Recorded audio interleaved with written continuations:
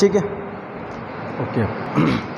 चलो लिखो बेटा आप, importance and scope of pharmaceutical biotechnology. Importance and scope of pharmaceutical biotechnology. जरा गेट लगा दो यार बेटा, गेट लगा दो, वो वाला भी लगा देना, ज़्यादा दिक्कत है, आवाज़ ना गूंज रही है बहुत। Importance and scope of pharmaceutical biotechnology.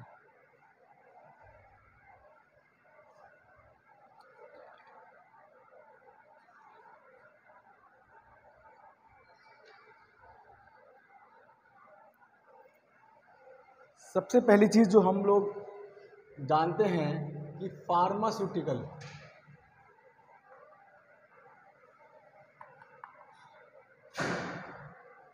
एक बहुत वाइड रेंज है, बहुत वाइड ब्रांचेस हैं, जिसमें आपके फार्माकोलॉजी, फार्मास्यूटिक्स, माइक्रोबायोलॉजी और बायोटेक्नोलॉजी, ज्यूरिस्प्रूडेंस, बहुत सारी ब्रांचेस हैं, इंफॉर्मेटिक्स,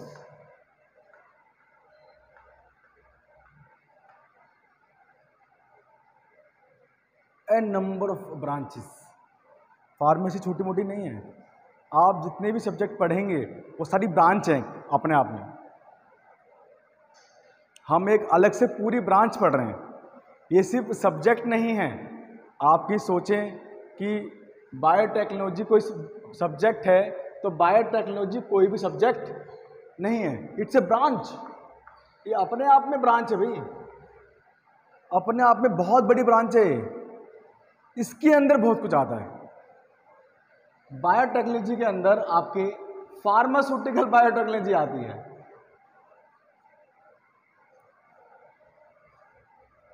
अगर मैं कहूं कि फार्मास्यूटिकल की ब्रांच बायोटेक है तो ये गलत हो जाएगा, क्योंकि बायोटेक्नोलॉजी अपने आप में बहुत बड़ी फील्ड है। इसके अंदर एक छोटी सी ब्रांच है जिसका नाम है फार्मास्यूटिकल बायोटेक्नोलॉजी। हमने बहुत सारे एग्जाम्पल भी पढ़े थे कि हम फार्मास्यूटिकल बायोटेक्नोलॉजी, इवन बायोटेक्नोलॉजी हम अपने एंशियंट टाइम से देखते आ रहे हैं, पढ़ते आ रहे हैं, समझते आ रहे हैं। अच्छा, मैंने कहा था कि आप वहाँ से जो PDF लेना, लिया आपने? फिर तो पिटाई होनी चाहिए। मेरी बातों को मजाक में लोगे, अपना नुकसान कर लोगे। मेरा बेटा कुछ नहीं जाएगा, वो PDF बहुत बेहतरीन है, उससे ले लो। आप आपके फ्रेंड्स हैं, उनसे मिल करवा लो, मुझसे कह दो, मैं कर दूंगा। मुझे आप किसी ग्रुप में डाल दो, मैं उसमें डाल दूंगा व्हाट्सएप पे। ऑप्शन बहुत सारे ना, 3 दिन वेस्ट कर दिए ना आपने। आपका सिलेबस बेटा बहुत सारा है, तो आप उसे देखो। अब इसका स्कोप क्या है? फार्मास्यूटिकल बायोटेक्नोलॉजी का स्कोप क्या है? सबसे पहले इंपॉर्टेंस क्या है? उससे पहले फार्मास्यूटिकल बायोटेक्नोलॉजी है क्या? तो pharmaceutical biotechnology is the branch of biotech in which all the products which are used, which are made and which are applied to humans, जो यूज़ किए जाते हैं, बनाए जाते हैं और इंसानों में लगाए जाते हैं, अप्लाई किए जाते हैं, वो प्रोडक्ट आपके फार्मास्यूटिकल बायोटेक्नोलॉजी के द्वारा बनाए जाते हैं। For example vaccines,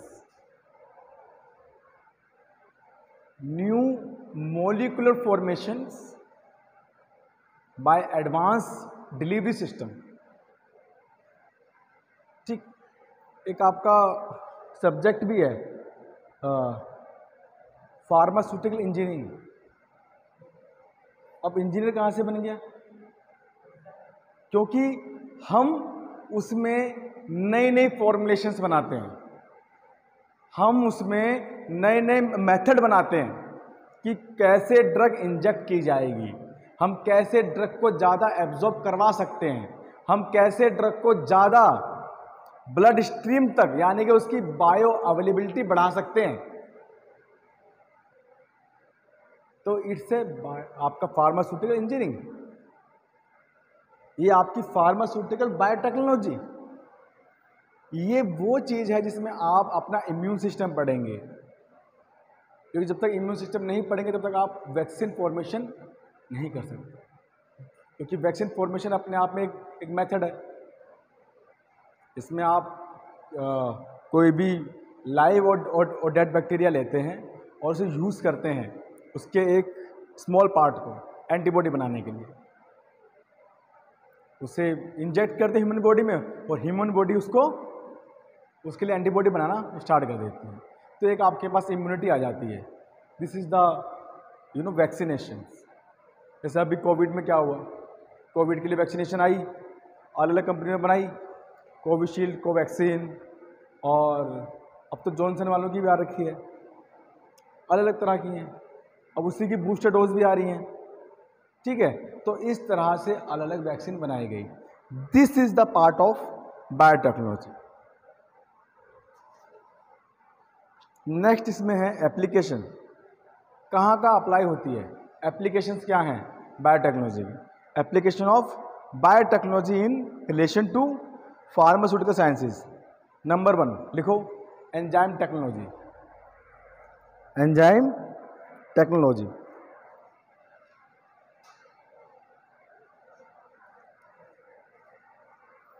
enzyme technology.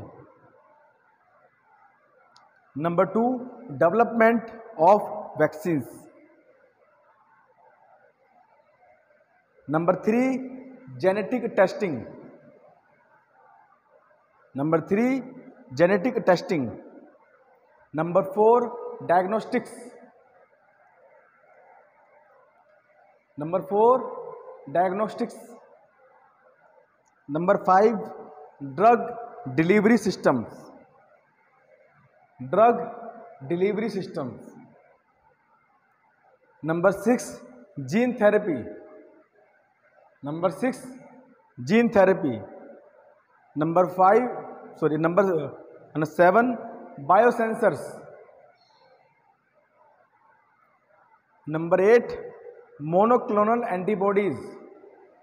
ये मैंने आपको बताया लास्ट क्लास में, ये सब पढ़ाया मैंने, आप मुझसे रिपीट करवा रहे हैं, कोई नहीं। अब monoclonal antibody,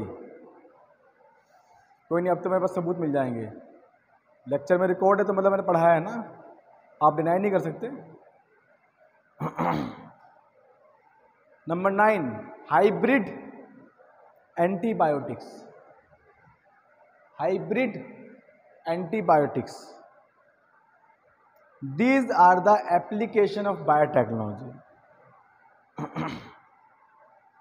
These are the applications of biotechnology. यहाँ पे बायोटेक्नोलॉजी का काम है हमारा। अगर हम एक एक करके इनको डिस्कस करें तो मैंने पहले चीज़ बताई कि development of vaccines, development of vaccines कैसे बनाई जाती हैं, by the biotech.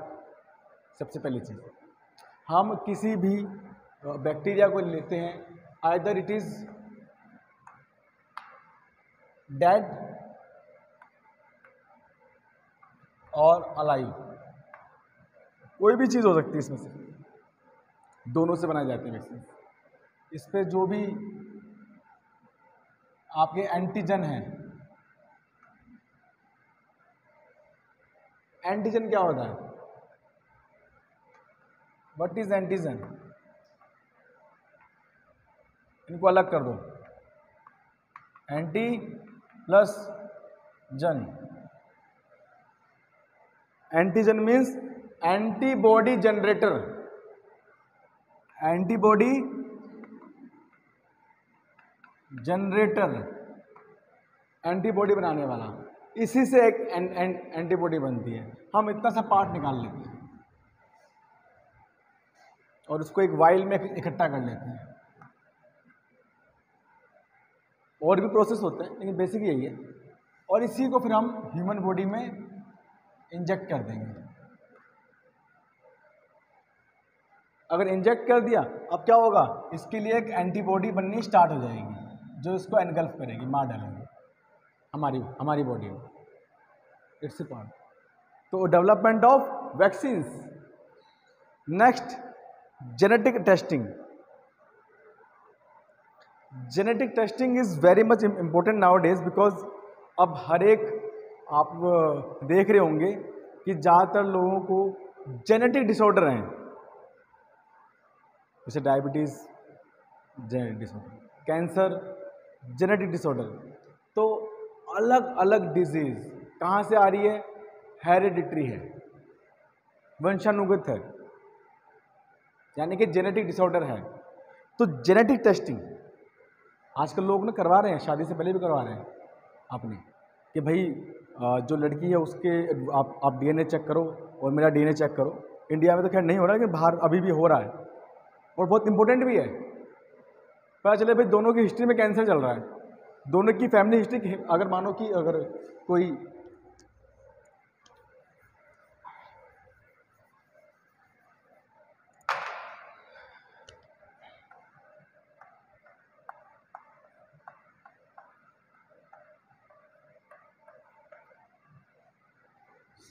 Very much beautiful lady, और ये हमारे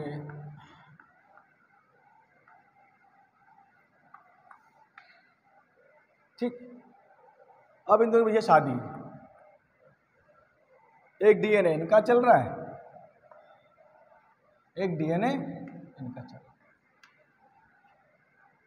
ठीक है। अब इनके एक डीएनए में एक जीन है, इसे बोलते हैं ऑन्कोजीन, कैंसर के लिए ऑन्कोजीन रेस्पॉन्सिबल होता है, ठीक है। ऑन्कोजीन एक्सप्रेसिव है, यानी कि आगे जाके कैंसर कर सकता है, ठीक।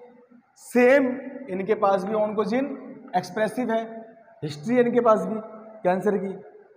तो जो ऑफस्प्रिंग होगा, जो ऑफस्प्रिंग होगा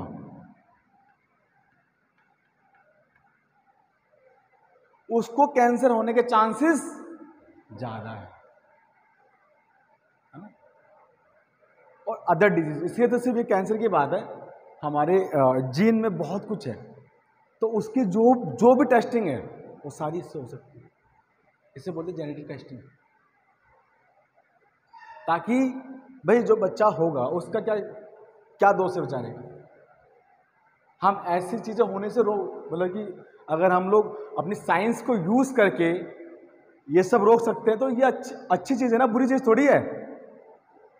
लेकिन हमारा हिंदुस्तान है, हम तो आजकल ये कह देते हैं भाई, अगर शादी से पहले अगर आप कहते हो भैया मुझे तुम्हारी HIV रिपोर्ट दिखा दो, अरे भैया मुझसे HIV रिपोर्ट मांग ली, मैं क्या ऐसा हूं? It doesn't mean, it's safety, ये जागरूकता है भाई, ये सेफ्टी है। वो तो यहां तो ब्लड टेस्ट की रिपोर्ट कोई नहीं देता, तो जीन रिपोर्ट क्या ही होगा, लेकिन इट इज इम्पोर्टेंट। अभी आप सबकी ईद हो गई नहीं होगी? कितने बच्चे हैं मुस्लिम्स? ईद अच्छी रही?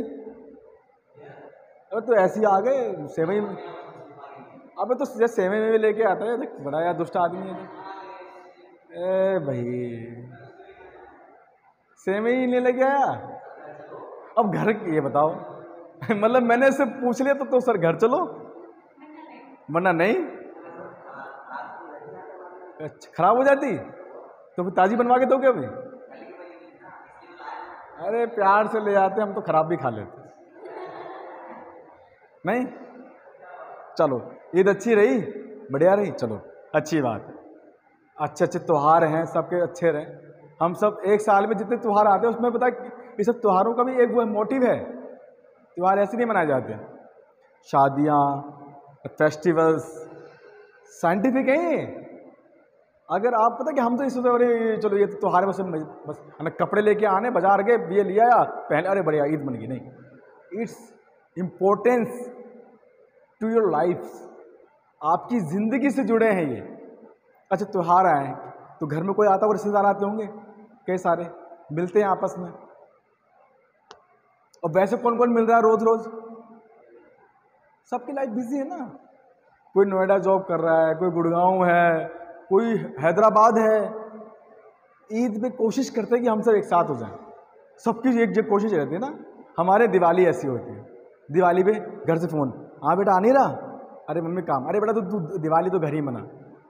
क्या है? मिलना है, इट्स ओकेजन टू मीट।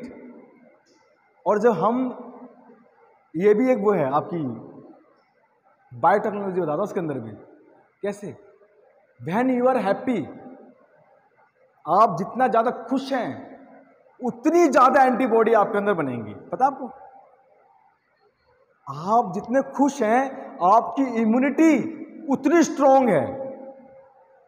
आपने देखा कि कभी खुश रहने वाला इंसान बीमार होता होगा कभी भी? बहुत रेयर। और जो हमेशा रोता उड़ता रहता है ना, करता रहता है, उसको देखो क्या है, अरे आज पेट में दर्द, आज यहां दर्द, मरा पड़ा रहेगा। It's a reality. तो being happy is a science. हम कहते हैं भैया ये खुश रहो, माँ बाप भी कहते बेटा कहीं भी रहो खुश रहो। तो ये जो फेस्टिवल है इनका वो है, आपकी इंपॉर्टेंस है। 10 साल जिंदगी बढ़ जाती है, तभी तो हर साल में कितना सारे त्योहार आते हैं।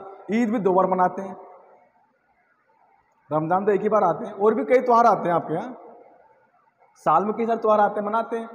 उनका यही है कि 2-3 महीने में एक बार तो यार जैसे परिवार वाले मिल ही लें। Its importance. आपकी इम्यूनिटी अच्छी होगी। अभी रमज़ान जैसे थे तो रमज़ान भी इम्पोर्टेंस है, बेमतलब कुछ नहीं है। वर्थ रहा उसका जो आप आजकल कपिल शर्मा शो आ रहा है, सीधा सीधा कुछ नहीं होता, सब कुछ सर्कल है।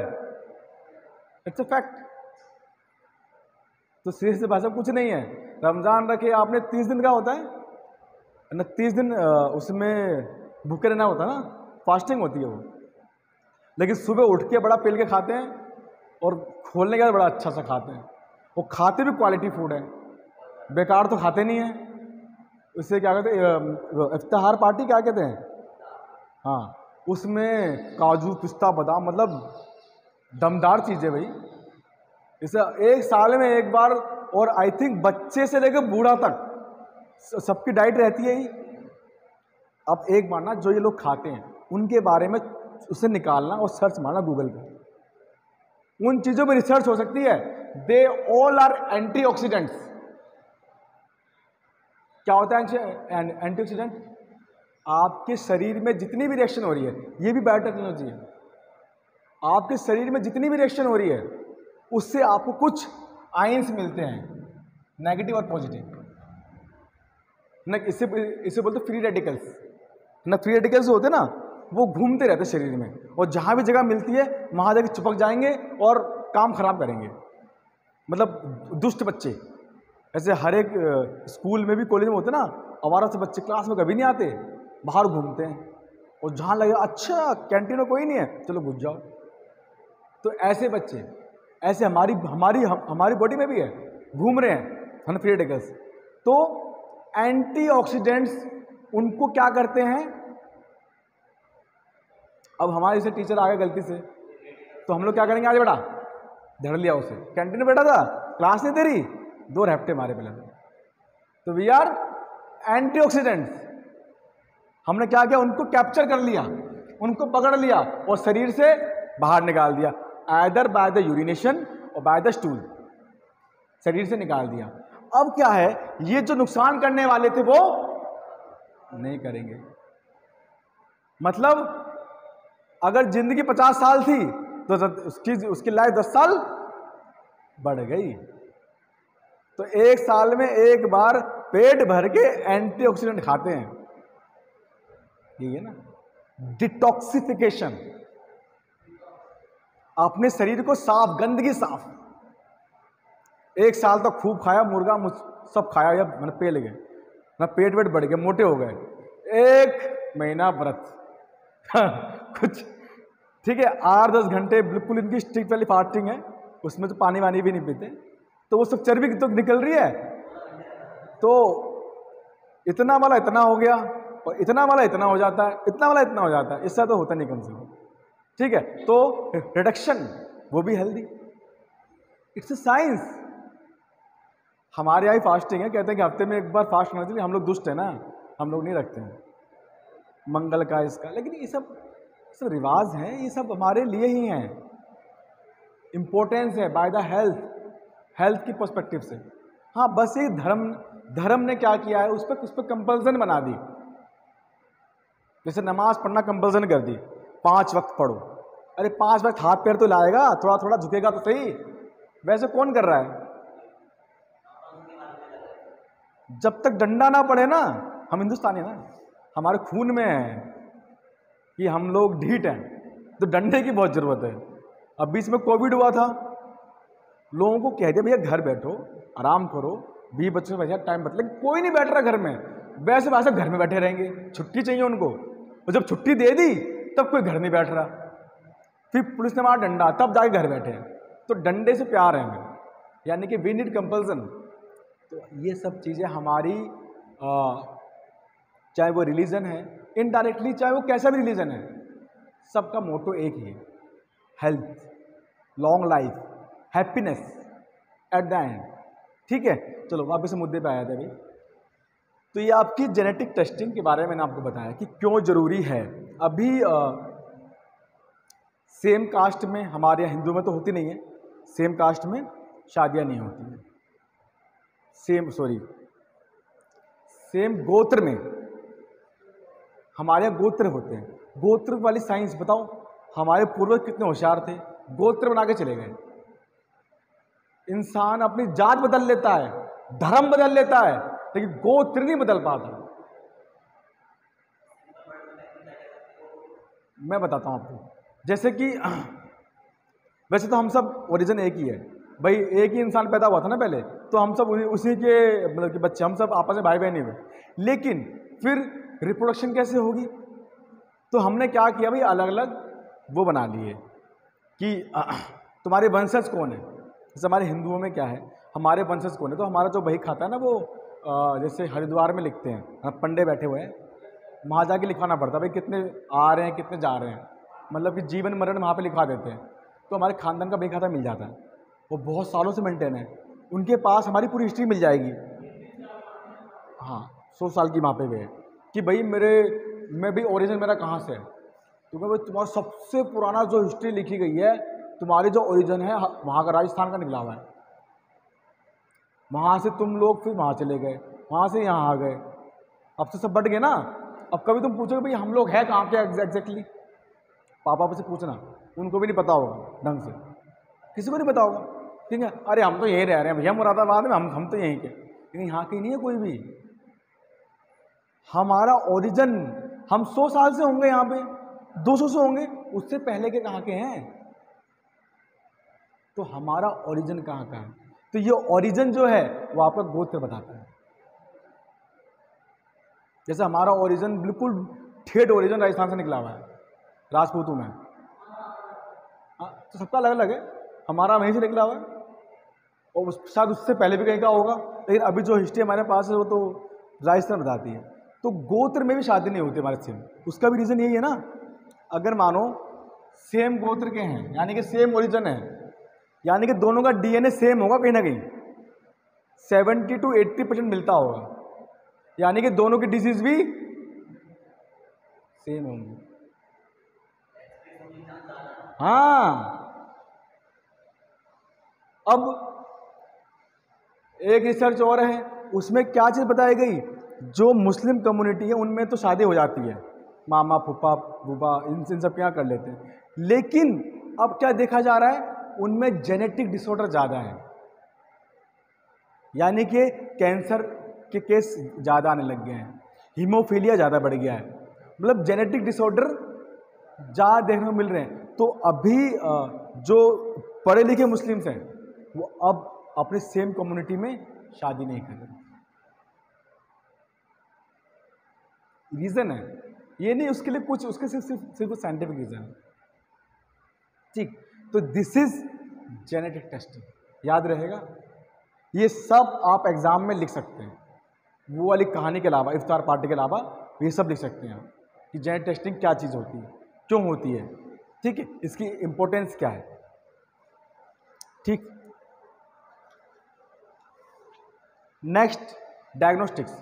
डायग्नोस्टिक्स, अब जैसे कि अलग अलग टेक्नोलॉजी आ गई, पहले क्या था, हकीम साहब थे, वैद्य हुआ करते थे, अब कोई भैया बिस्तर पे लेट गया, क्या नाम है, जो राजा महाराजा होते थे, हकीम साहब काढ़ा वाड़ा बना के लाए, दो चार पत्तियाँ वत्तियाँ मिलाई और काढ़ा बना के लाए, काढ़ा पिला दिया। पता चला भाई साहब लूज मोशन लगे हुए थे, काढ़ा गर्म था, उसे और पिला दिया और भैया मामला खराब। क्योंकि पहले क्या था, डायग्नोस्टिक कुछ था नहीं। पता चला कि आरबीसी डाउन हो रहा है और उनको पता नहीं, उन्होंने भैया और कुछ दे दिया तो आरबीसी और डाउन हो गया। तो हमें क्या जरूरत पड़ी, राइट डायग्नोसिस।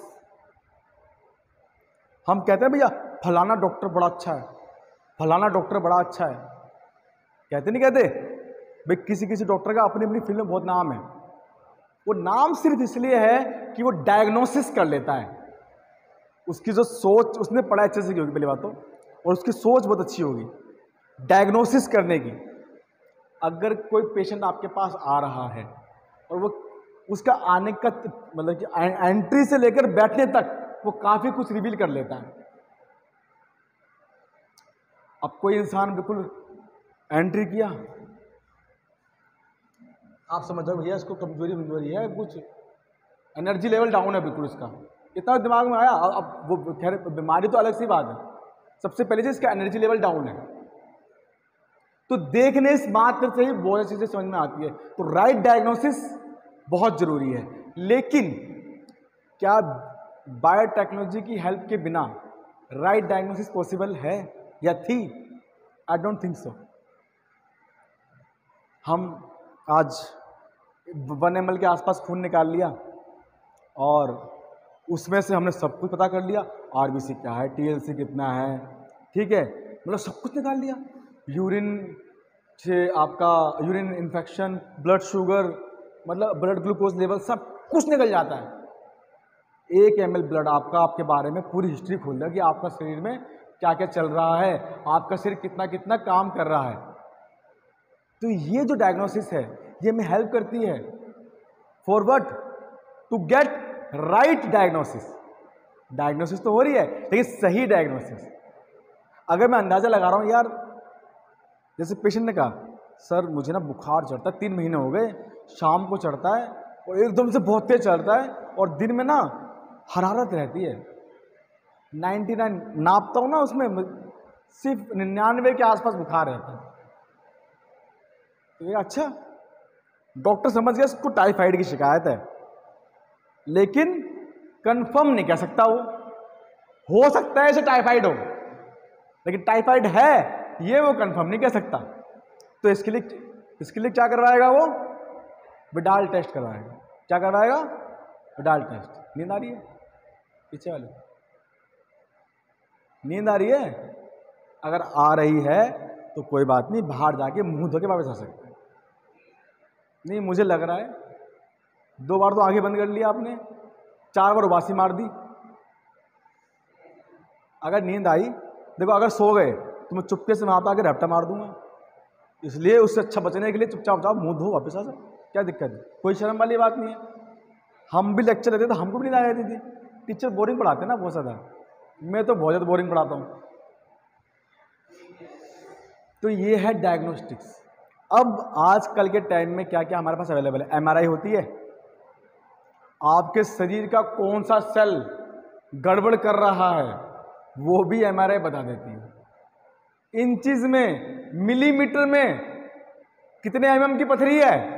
8 mm, 2 mm, कितनी क्या नाम है, सेल वॉल बड़ी होगी या फिर सुकड़ गई, उतने मिलीमीटर तक हम लोग बता, एग्जैक्ट बता देते हैं। तो यानी कि हमारा डायग्नोसिस लेवल कितना बिल्कुल एग्जैक्ट बैठ गया है। अब डायग्नोसिस हमारे लिए इजी कर दी। क्या हमने कर दी? ना डॉक्टर्स ने करी है। डॉक्टर ने मशीनें बनाई है एमआरआई की? नहीं। किसने बनाई? इंजीनियर्स ने। इंजीनियर कैसे वाले? बायोटेक वाले इंजीनियर। ठीक है, तो बायोटेक का तो हर जगह रोल है भाई। ये आपकी डायग्नोस्टिक्स है, ठीक है। अल्ट्रासाउंड की मशीन है, कितना इजी हो गया। पहले क्या होता था कि बच्चा पैदा हुआ, पहले भाई तो उसकी उंगलियां नहीं है, हाथ नहीं है, या फिर आंख नहीं बन पाई, कोई डिसऑर्डर है, हमको पता ही नहीं चलता था। अब क्या है? अल्ट्रासाउंड से दिख जाता है कि यार ये जो बच्चा होगा ना ये दुखी रहेगा, क्योंकि इसके अंदर क्या हो रहा है, कोई डिसफंक्शन है, कोई मेल फंक्शन हो रहा है। तो क्या करेगा वो डॉक्टर, इन्फॉर्म करेगा पेरेंट्स को, जी आपका जो बच्चा होने वाला ना उसके अंदर हार्ट की दिक्कत है, तो ये ज़्यादा दिन जिएगा नहीं। अच्छा, अगर बच्चे को हम बर्थ से पहले ही अगर उसमें कोई डिफेक्ट है हम उसको निकाल दें तो ज़्यादा दुख नहीं होता। जब बच्चा हाथ में आ जाए फिर वो 2 साल 3 साल बाद चला जाए तो इट हर्ट्स अ लॉट, है ना। पेरेंट्स से पूछो उनके दिल पे क्या बीतती है, ठीक है। तो इट्स बेटर, और बेचारा बच्चा जिसको ज़िंदगी मिल गई वो अपनी ज़िंदगी से हाथ धो रहा है, तो इट्स बेटर कि उसको हम लोग पहले से रोकें। तो ये डायग्नोसिस हमारे लिए कितनी इंपॉर्टेंट है, बहुत इंपॉर्टेंट है भाई।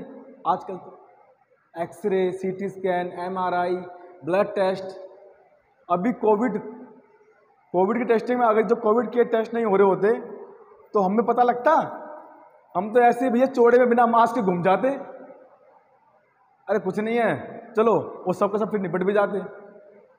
डायग्नोसिस राइट डायग्नोसिस हमारे लिए बहुत ज़रूरी है। तो ये हमारे लिए बहुत इंपॉर्टेंट है। इस सब की ये सब एग्जाम में अगर आया तो आप इसे लिख सकते हैं, ठीक है भाई।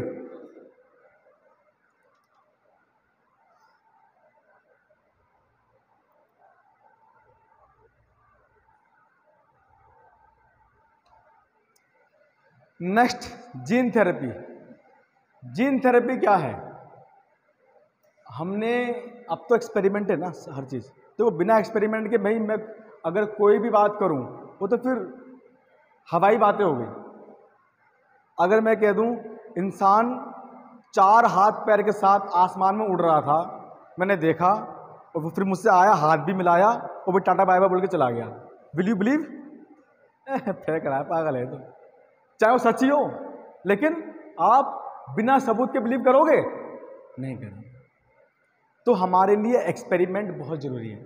सबसे पहले एक सोच आती है, आइडिया बनता है ना, पहले तो किसी की सोच ही तो होगी कि अरे यार काश मैं उड़ के जा सकता, ये पैरों से मैं कहाँ तक चलूंगा, काश मैं फटाफट से फटाफट वहां जा सकता। तो भैया पहिए की खोज हुई, साइकिल बनाया ना किसी ने, साइकिल तो बड़े धीरे चल रही है यार, इसमें काश कुछ लग जाए जो ब्रुर करके भग जाए, फिर मोटरसाइकिल बनी होगी। फिर अरे इसमें सिर्फ 2 ही तो बैठ सकते हैं यार, काश 4 लोगों के साथ साथ लेके चल सकते, तो उसके लिए बड़ा गाड़ी बना दी। अब गाड़ी के लिए गाड़ी, अरे पंछी भी तो उड़ते हैं यार, काश मेरे भी कोई पर लगाता। तो पहले जब किसी ने बात करी होगी ना सी, अरे भैया पागल हो गया ये लड़का, इसे आगरा वागरा भेज दो। लेकिन आज वो सच है ना, एरोप्लेन उड़ते हैं, हेलीकॉप्टर से,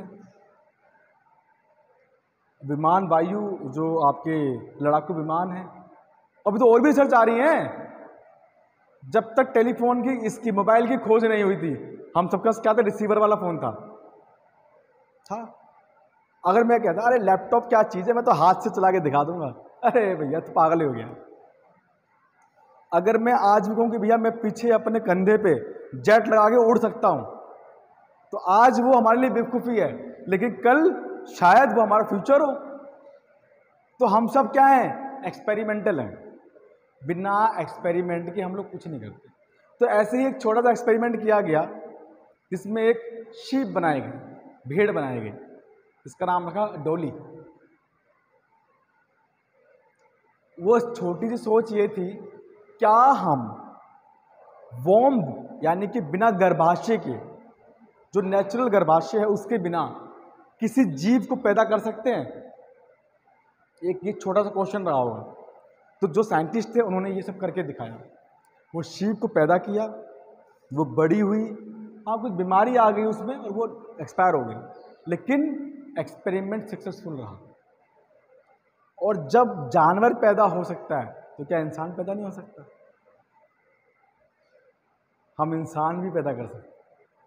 ये बहुत बड़ा, लेकिन it's a challenge to nature, ये सीधे सीधे नेचर को चैलेंज था भगवान को चैलेंज कि तूने बनाया, मैं भी बना सकता हूँ।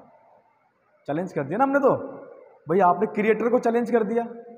अगर आप चाहे उन्हें हनुमान जी कह दें, चाहे आप ये शिव जी कह दें, चाहे आप अल्लाह कह दें, हमने तो अल्लाह जी को चैलेंज कर दिया कि भैया तुमने बनाया, ले हमने ही बना दिया। इसलिए इसको बैन किया गया, क्योंकि इसका यूज़ तो होगा नहीं, मिसयूज ज़्यादा होगा। अभी बीच में न्यूज़ आई थी, ओसामा बिन लादेन के कई सारे क्लोन थे, क्लोन मरते थे, वो सारा मरता ही नहीं था। तो टेक्नोलॉजी सिर्फ हमारे हाथ में नहीं है, गलत लोगों के हाथ में पहुंच जाती है। यूज करें तो बहुत सारी यूज है। अगर मैं आइंस्टाइन के डीएनए को निकाल के किसी को बना दूं तो छोटा आइंस्टाइन निकल आएगा और कल को बहुत अच्छी रिसर्च दे सकता है हमें। लेकिन इसका मिसयूज अगर वो गंदा, मतलब कि गलत सोच वाला इंसान हुआ तो बेड़ा गर्क कर देगा। सोच के देखो ना, टैलेंट तो भरपूर होगा उसके पास, लेकिन पूरी दुनिया को उड़ा सकता है एक बेवकूफ आदमी के हाथ में। कहते ना कि अगर बंदूक सिपाही के हाथ में है तो हथियार है, और बंदर के हाथ में है तो किसी को मार सकता है वो तो। मुझे क्या पता। एक छोटी सी कहानी है इसके पीछे। एक राजा था, उसने एक ने बंदर पाल रखा था। वो बड़ा प्यार करता था बंदर को, बहुत प्यार था उसको। भाई साहब हीरे मोती की चेन वेन सब लटका रखा। बंदर का मेरा मालिक बड़ा अच्छा है भाई, मैं अपने मालिक की सेवा करना चाहता था अपने मालिक की। तो एक बार उसका मालिक सो जाता है, एक मक्खी होती है बड़ी परेशान कर रही होती है, कभी नाक में बैठ जाओ, कभी कान में यूं कर दो। अब बंदर देख रहा होता है, कह रहा मेरे मालिक को परेशान कर रही है एक मक्खी। तो मक्खी को तो मैं इसकी ऐसी की तैसी, और वो जाके भैया तलवार ले आता है कि मैं क्या नाम है, इसको मक्खी को मार दूंगा। अब मक्खी उड़ उड़ के गले पे आगे बैठ जाती है, बस वो मक्खी तो उड़ जाती है और राजा जी निपट जाते हैं। तो हथियार है ना, जब तक वो सिपाही के पास था तो हथियार था, यानी कि सेफ था। जहां गलत इंसान के हाथ में पड़ गया तो क्या हुआ, अपने मालिक को मार डाला उसने। इसलिए तो same with the technology and Covid either it is man made. बहुत से लोग बता रहे हैं ये नेचुरल नहीं है, ये अननेचुरल से बनाया गया है। जो भी है, अगर बनाया भी तो किसी होशियार इंसान ने तो बनाया होगा, साइंटिस्ट ने बनाया होगा ना। तो है तो डॉक्टर्स, वो भी बायोटेक्नोलॉजिस्ट होगा, लेकिन एविल शैतान वाला। कितने लाखों न करोड़ों लोग मार दिए छोटी सी बेवकूफ़ी ने। अब तो स्टार्ट हो गया है, लोग बायोवार करने को तैयार हैं। अब सब हर देश अपना अपना वायरस बना के बैठा हुआ है। तुम हम पे छोड़ो कोरोना, हम तुम पे भैया और कुछ रोना छोड़ेंगे। इसका रोना, उसका रोना, नया नया कोरोना आता रहेगा।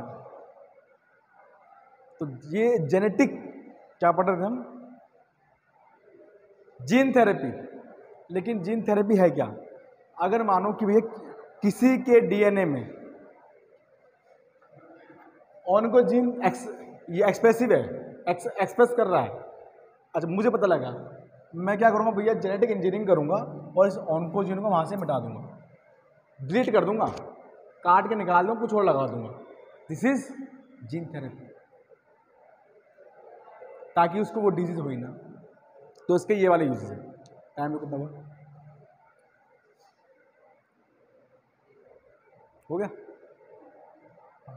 तो बाकी का हम लेक्चर अगली क्लास में देखेंगे। हम लोग बायोसेंसर्स ये सब वो डिस्कस करेंगे।